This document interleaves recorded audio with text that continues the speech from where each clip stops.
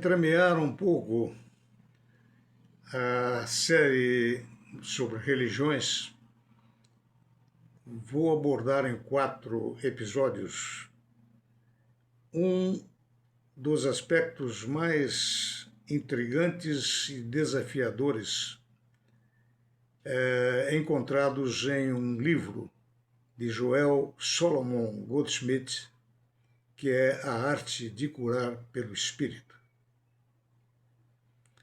Como sabem, sigo muito os ensinamentos do grande filósofo brasileiro, educador e místico Bertoldo.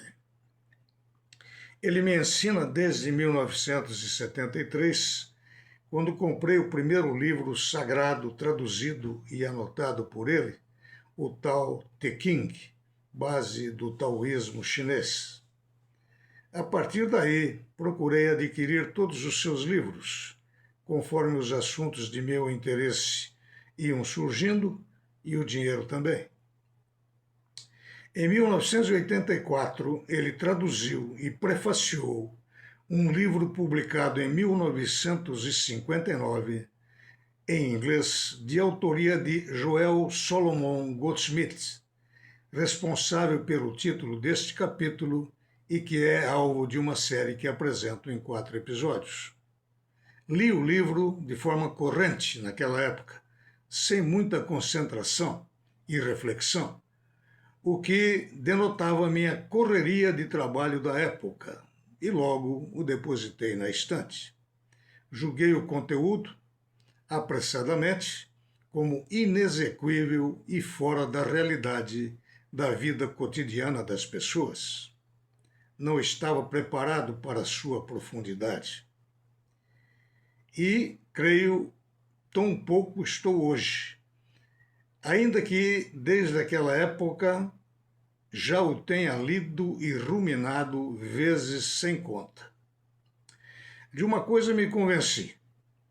Ele fala da maior verdade que o ser humano pode buscar.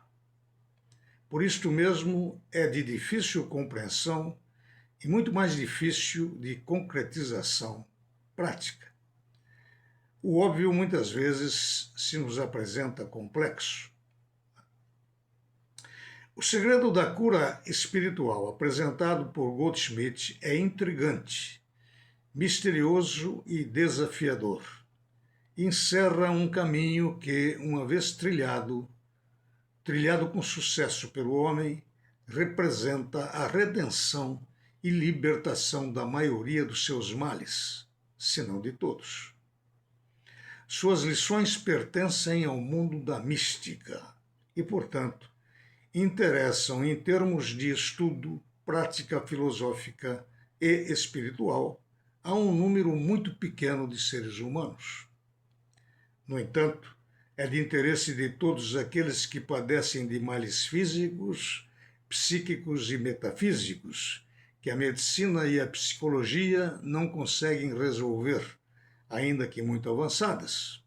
Portanto, interessa sim a muita gente. Para entender e viver a mensagem de Goldschmidt, o primeiro passo é a humildade. Desse mundo místico quase não temos testemunhos, uma vez que, via de regra, os verdadeiros místicos e santos nada falam dele, por profundo respeito e reverência e porque suas sagradas experiências são mesmo indizíveis. Mesmo que o quisessem, não conseguiriam traduzir em palavras essas sagradas experiências. Quem já teve o mínimo vislumbre de um contato direto com Deus tem sua vida completamente mudada, dizem os estudiosos do assunto. Afinal, quem está em busca desse tipo de cura, da cura espiritual? E por quê? Quantos seriam eles, se é que dá para estimar?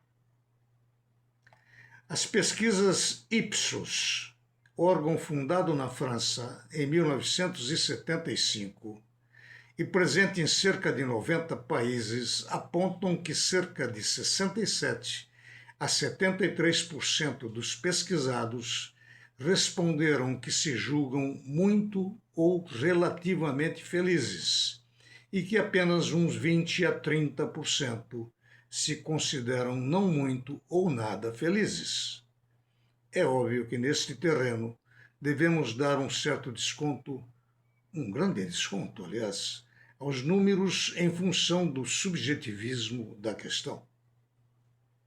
É que certamente essa grande maioria que se diz feliz, certamente levou em conta, principalmente, assim se sentirem, por terem conquistado as necessidades básicas dos 3 ou 4 primeiros níveis da tal pirâmide de Maslow, da qual falamos no episódio Felicidade. Podem ter chegado até os níveis do reconhecimento e prestígio social, mas poucos, suponho, consideraram um nível de espiritualidade mais profunda, aquela que ultrapassa as meras práticas e tradições religiosas. Confessar uma corrente religiosa e procurar seguir uma vida digna dentro da lei e da justiça, dentro do Dharma, pode trazer, sim, um estado de tranquilidade e paz.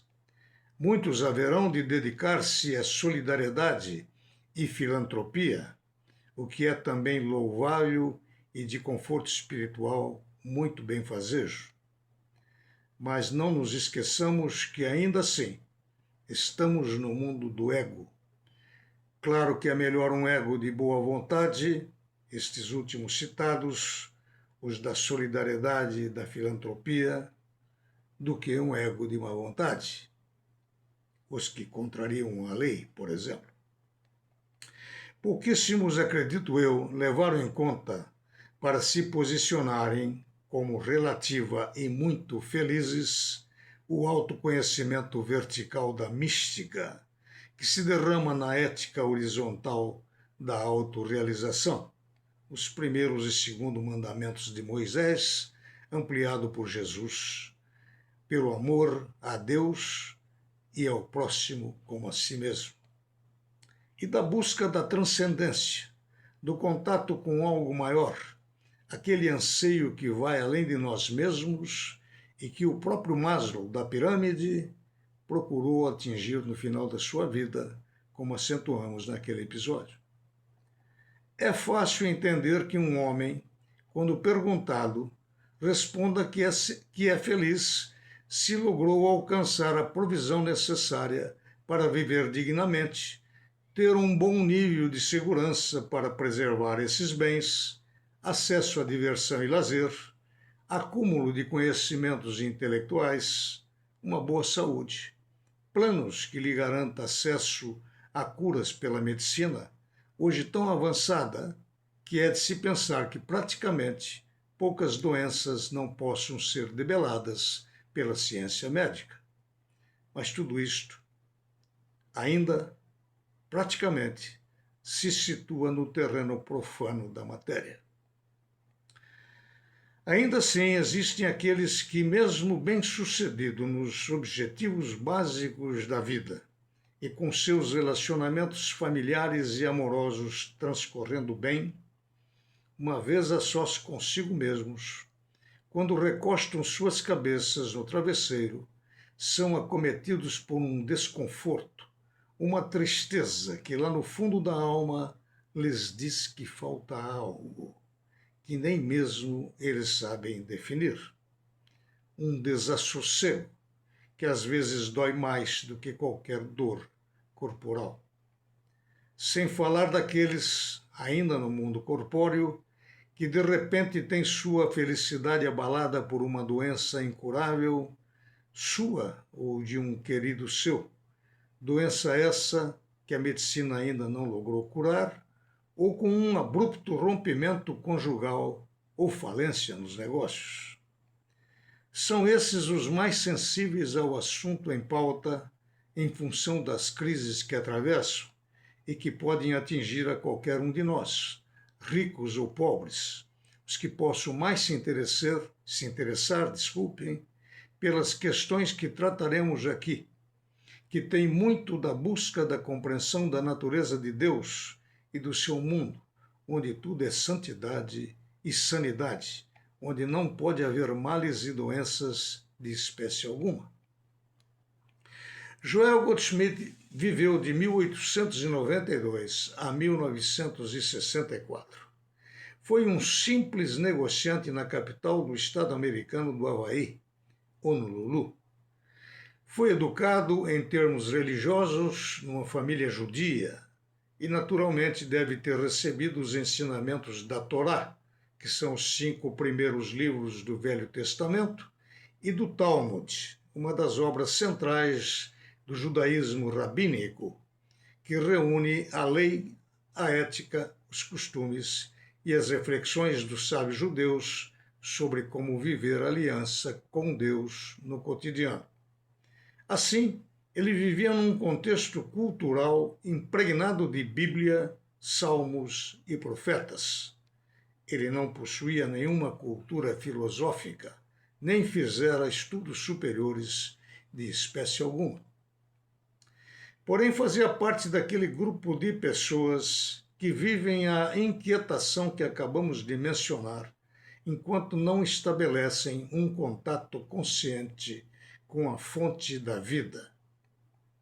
Mergulhou nos estudos de livros sacros, da vida de místicos e santos, mas não se interessava por curas em si. Período que durou cerca de 13 anos.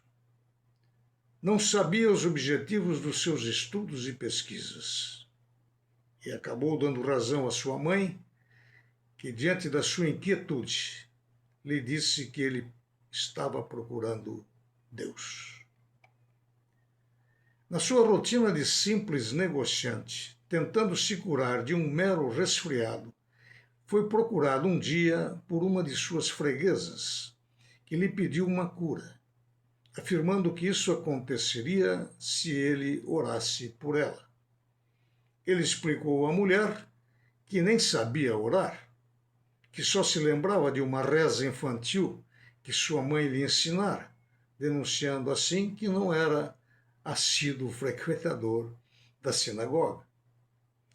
E o que se podia esperar de uma simples oração desta natureza? Mas, como a mulher insistisse, fechou os olhos e disse mais ou menos isso: Pai, tu sabes que eu não sei orar, e menos ainda sei o que seja curar. Se há algo que eu deva saber, fala comigo. Afirma que logo em seguida ouviu como que uma voz silenciosa que lhe disse, com toda nitidez, não é o homem que cura. E a mulher, maravilhada, lhe disse que estava curada. Daí em diante, sua vida foi uma constante repetição de atendimentos desse tipo, de pessoas que lhe pediam orações para que fossem curadas de seus males, os mais diversos, e que se multiplicavam dia a dia.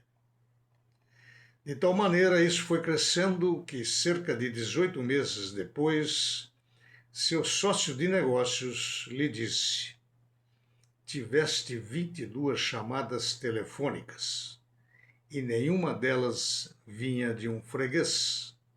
Todas eram de pessoas que te pediam que orasses por elas. Desejam ser curadas. Por que não tomas uma resolução? Ele tomou. Alugou uns cômodos na cidade para se dedicar totalmente à cura pelo espírito, ocupação na qual se envolveu até o fim da vida, tendo rodado o mundo por diversas vezes para atender a chamadas para este fim e conferências para tentar explicar o seu segredo. Transformou-se num curador de fama internacional.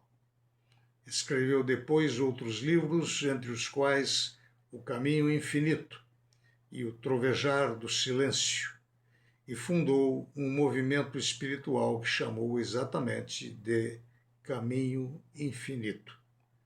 Proibiu seus seguidores de fundarem alguma nova religião, seita ou corrente espiritualista baseada nas suas experiências.